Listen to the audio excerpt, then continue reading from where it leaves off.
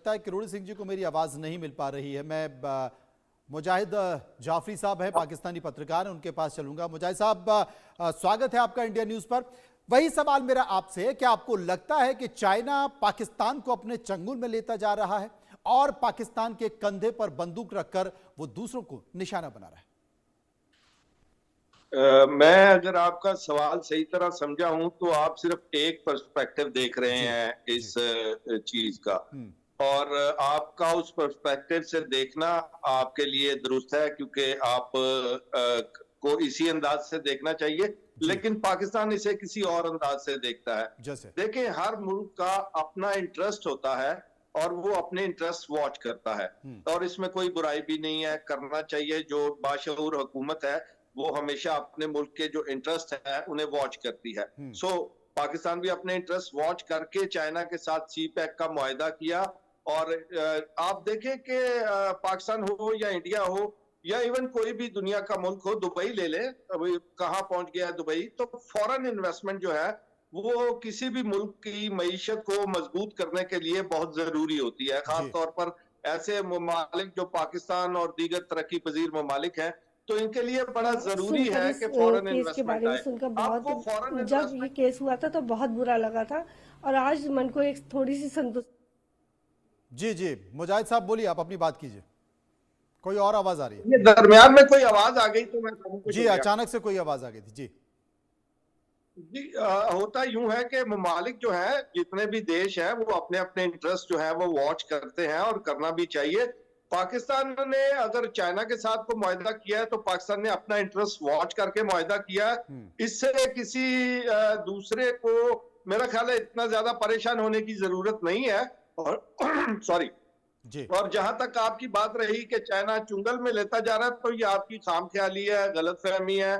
और मैं ये सोचता हूं कि इंडियन मीडिया जो है वो ज्यादा प्रोपगेशन पे चलता है। मेरी सोच है, हो सकता है मैं गलत हूं। जी, जी। तो आप प्रोपगेशन पे ही रहते हैं, या इवेंट रिपोर्ट करते हैं या प्रोपगेशन करते हैं। इन्वेस्टिगेटिव चलिए, जर्नलिज्म जो है आपकी वो आपकी आपके यहाँ बात को, मुझे नजर आपकी नहीं बात आती, करोड़ी क्योंकि सिंह जी आप विदेशी मामलों की एविडेंस के जानकार है, मैं बगैर। उनके पास चलूंगा, उनसे पूछूंगा। किरोड़ी सिंह जी, आपको क्या लगता है, चाइना जिस तरीके से पाकिस्तान में पैसा इन्वेस्ट कर रहा है, उसकी नजर, ये तो सबको पता है कि सी पैक पे, उसकी नजर बंदरगाह पे, उसकी नजर ग्वादर बंदरगाह पर है। क्या आने वाले समय में इसका फायदा, क्योंकि मुजाहिद जाफरी साहब बात कर रहे हैं फॉरेन इन्वेस्टमेंट की, कि देखिए दुबई में अगर फॉरेन इन्वेस्टमेंट हुआ तो दुबई कहां पहुंच गया, और पाकिस्तान के भी कुछ हित हैं। अगर पाकिस्तान में फॉरेन इन्वेस्टमेंट आता है तो उसका फायदा पाकिस्तान का होगा, वहां पर उसकी आगाम को होगा। लेकिन चाइना जिस तरीके से इन्वेस्ट कर रहा है, क्या वाकई उसका फायदा पाकिस्तान को होगा, या आने वाले समय में जो चाइना के मंसूबे हैं वो पाकिस्तान के लिए भारी पड़ने जा रहे हैं? किरोड़ी सिंह जी। देखिए, मैं हमारे जो पाकिस्तानी मित्र हैं उनसे सहमत हूं कि हर देश को अपने देश के हित में, अपने देश के विकास के लिए, अपने देश की राजनीतिक उत्थान के लिए और अपने देश की संप्रभुता बनाए रखते हुए विकास को अपनी दिशा देना हर देश का अधिकार है, संप्रभुता है। लेकिन जैसा कि आपने कहा कि सी पैक से क्या पाकिस्तान के आवाम को फायदा हो रहा है, कितना हो रहा है, लेकिन पाकिस्तान का आवाम, अगर हम बलूचिस्तान में देखें तो बलूचिस्तान में वहाँ के लोग हैं वो इसलिए विरोध कर रहे हैं कि वहाँ जो दूसरे हैं, या तो चाइना के कर्मचारी आ रहे हैं या पाकिस्तान के दूसरे क्षेत्रों से आ रहे हैं, इसलिए बलूचिस्तान के लोग हैं वो इसका विरोध कर रहे हैं कि हमारे यहाँ के रिसोर्सेज हैं, हमारे यहाँ से अगर सी पैक जा रहा है तो हम लोगों को फायदा मिलना चाहिए। तो ये उनकी एक जेन्युइन डिमांड है और ये पाकिस्तान का आंतरिक मामला है, पाकिस्तान को ये देखना चाहिए। लेकिन एक हम अगर अंतर्राष्ट्रीय स्तर पे हम देखें तो अमेरिका की नीति यह है कि अभी ट्रंप साहब ने एक बात कही है कि अमेरिका की नीति अभी तक ठीक नहीं रही है। उन्होंने कहा है कि चीन और रशिया प्राकृतिक दुश्मन हैं, लेकिन अमेरिका की पॉलिसी इतनी गलत रही कि दोनों दोस्त हो गए। इसी तरह से अब अमेरिका की नीति ये होगी कि चीन का प्रभाव पाकिस्तान में कम कैसे किया जाए, और शायद वर्ल्ड बैंक ने इसीलिए 50 बिलियन डॉलर का 40 बिलियन है, 50 बिलियन 40 बिलियन है शायद, वो पैकेज अप्रूव कर दिया है। और उससे पाकिस्तान के विकास में चीन के अलावा ज्यादा मदद मिलेगी, तो इससे चीन का प्रभाव कम हो। तो अमेरिका ये चाहेगा कि अमेरिका का स्ट्रेटेजिक इंटरेस्ट ये है कि पाकिस्तान में चीन का प्रभाव जो हो रहा है आर्थिक विकास के चीन की भागीदारी से, उसको कम किया जाए। तो जो सुपर पावर है उसका इंटरेस्ट है, तो ऐसी स्थिति में पाकिस्तान जिस तरह से चीन के प्रभाव में है उससे निकालने का प्रयास अमेरिका करेगा। लेकिन ये पाकिस्तान का सोवरेन राइट है कि वो किससे कितना पैसा लेता है। बिल्कुल आपने सही कहा, ये उसका अधिकार है। मुजाहिद जाफरी साहब मेरे साथ मौजूद है। जाफरी साहब, सबसे ज्यादा विरोध तो बलूचिस्तान से हो रहा है।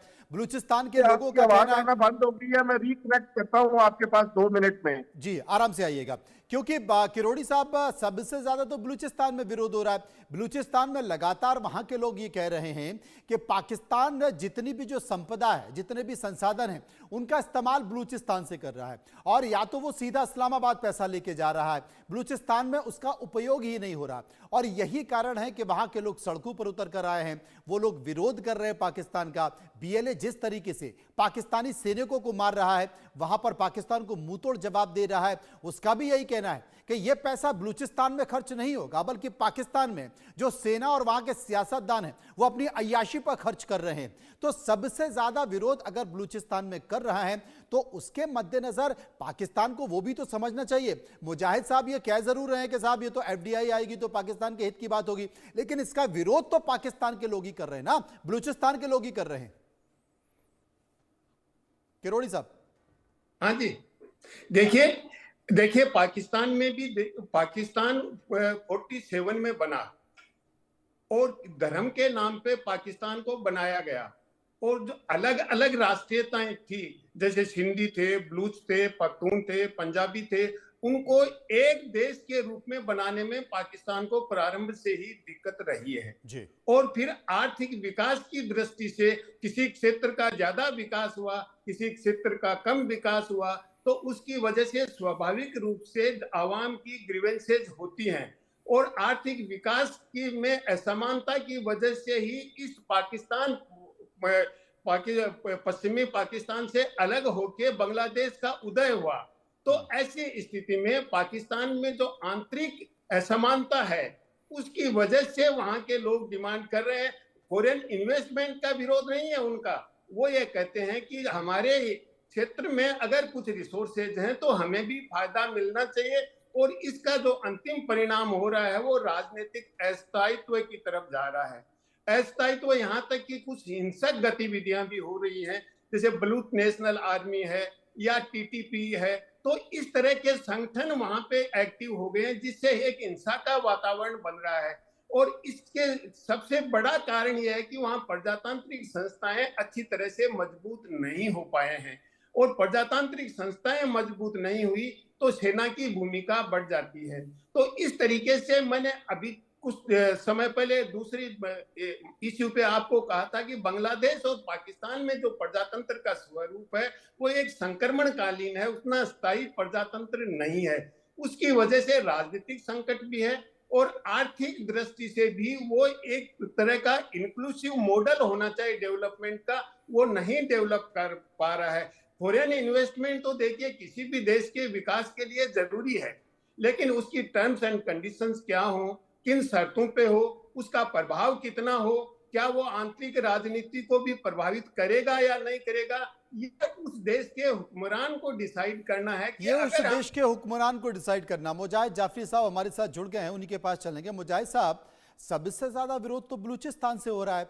बलूचिस्तान के लोगों का कहना ही है कि भाई हमारी यहाँ की संपदा, हमारे यहाँ के संसाधन, उनका इस्तेमाल हमें ही नहीं मिल पा रहा, और वहीं की आवाम अगर इस बात का विरोध कर रही है तो फिर किस चीज का फायदा, किस एफडीआई का फायदा? मैंने फिर कहा कि आप प्रोपोगेशन पे चलते हैं। बलूचिस्तान के एक बहुत छोटे से इलाके में प्रॉब्लम्स चल रही हैं जी। आप तस्वीर को एक्यूरेट एविडेंस की बुनियाद पर देखा करें। ये वो इस किस्म के जो हमले हैं, प्लान हमले या गोरिल्ला अटैक्स कोई नए नहीं हो रहे पाकिस्तान में।